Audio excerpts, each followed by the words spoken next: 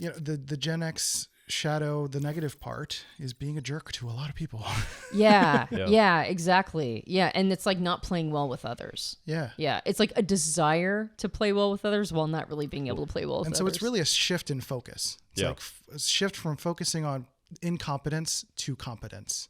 Finding people, especially young people who have potential, especially as you're stepping into leadership, like finding people who have potential, nurturing that potential, focusing on them and less on all the other, because there is an infinite number of people who are incompetent relative to your expectations, and that will keep you unfocused and on that spinning wheel forever. Well, and we found in Personality Hacker, like part of the reason why we, we're like, well, that person didn't work out or whatever, like if we had any sort of frustration, is that we weren't doing our job as leaders. Like we were giving This is key. We were doing short descriptions, like I need this and this and this, and then throwing it at the person. Because, I mean, that's kind of how we were raised. In high school, I can't tell you how many assignments I got that were like 2 or 3 sentences of vague descriptions of things, and I just had to go figure it out before the internet, right? Yeah. It's like, make a diorama that blah, blah, blah, blah, blah, blah, blah, blah. And it's like, we never talked about dioramas. What's a diorama? I guess I have to go look it up at the library, right? And so I had to go figure out what a diorama was first, and then I had to figure out all these other elements. And so 2 sentences, and I was expected to do something, and this is worth 50% of your grade, right? And so we do that. We tend to like throw little chunks of information at a person and go, okay, go figure it out. Yeah. And when they can't, we're like, what is the problem? Yeah. And then when we were hiring younger people that we were doing our job with leadership, like Joel would sit with the person. And I mean, we have Inessa, our business manager. She's absolutely amazing. But Joel met with Iness basically every day, every working day for how long? Like, almost 2 years. Almost 2 years. She's incredible.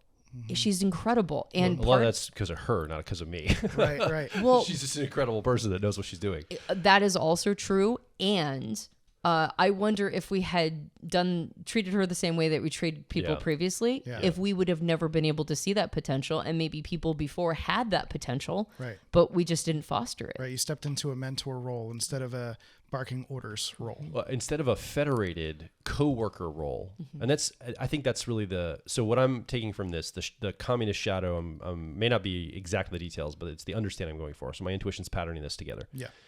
This idea of, we were in groups, but we were all individually specialized doing our hacker thing. Like you might be specialized in something else, and I don't want to be above or below anyone. I'm just going to do my thing. My role is in my role, and I've got my tools, and I do my thing, and you do your thing, and we all are kind of equal in a lot of ways. Like we'll get benefits based on how competent we are, but you do your thing, I'll do my thing. And really what I hear, the message or the call for Gen Xers at this point is somebody needs to step into the guidance, the mentorship, and the leadership as well. And that is also a role, but that you can't do by yourself. You can't just go and do it off in your room by yourself or in your office by yourself. By definition, it requires you to incorporate other people. It requires you to teach and lead and guide and be accountable and hold others accountable and, go back and forth, which is like, we don't want to do that. Can I just do my own thing? I'm so much faster. If I have to delegate, now I got to think about all the other stuff I don't want to think about. I'll just do it. It's faster to do it myself. And what we're saying is Gen Xers, especially this time of life, is we're all either in midlife or have just entered midlife, like well into midlife. It's step into those roles. And you see it already. I mean, you see it, I think, everywhere in the last even just 2 years. I think Gen Xers are like, I think we're supposed to do something here. I guess someday the boomers are going to retire or die. So I guess we're the next in line. So maybe we should step up. And then we're seeing that happen now in politics and business and a bunch of different areas. Yeah. And I think some of this advice is the how, being a mentor, looking for potential.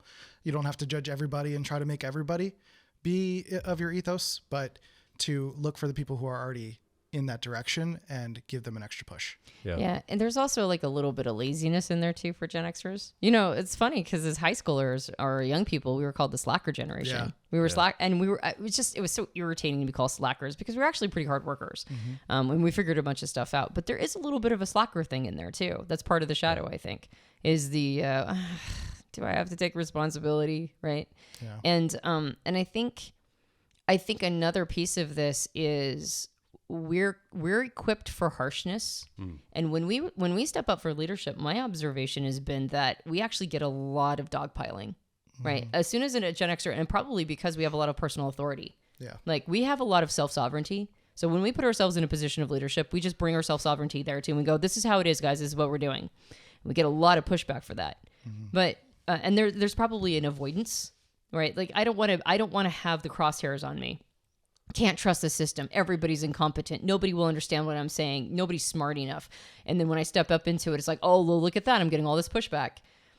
In some ways, we're kind of uniquely designed to handle all of that because of the hazing we got when growing up. So on some level, we have the thick skin for it. Yeah, you're like, yeah, whatever. Whatever. Okay. I got to do what I got to do. I want to do what I want to do. But I do think that there's, again, like the part of the shadow is that hurt of not wanting to be hurt anymore and just going, fine, I'll be outside the system. And people recognizing that you do care about community. You do care about people. Yeah. You have like bigger goals than just yourself. Yeah. So it's a matter of being nicer, playing nicer, and being willing to be vulnerable while playing nicer.